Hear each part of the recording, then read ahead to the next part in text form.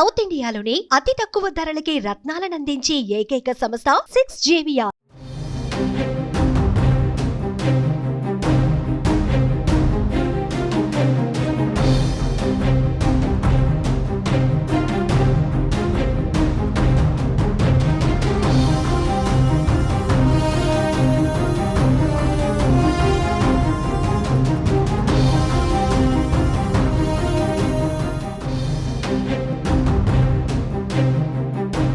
ఉద్యోగాల పేరుతో నిరుద్యోగ యువతకు వలవేసి పెద్ద ఎత్తున మోసాలకు పాల్పడుతున్నారు.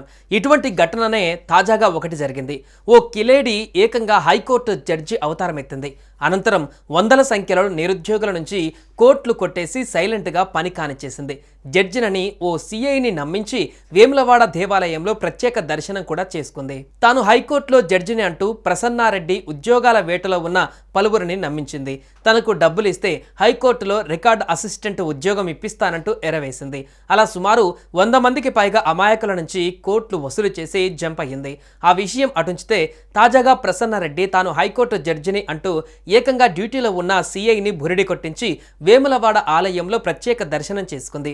అయితే ఉద్యోగాల పేరుతో మోసపోయిన వారంతా ప్రసన్నారెడ్డి పైన పోలీసులకు ఫిర్యాదు చేయగా కరీంనగర్లో మధురానగర్ పోలీసులు ఆ కిలేడిని అరెస్టు చేసి రిమాండ్కు తరలించారు.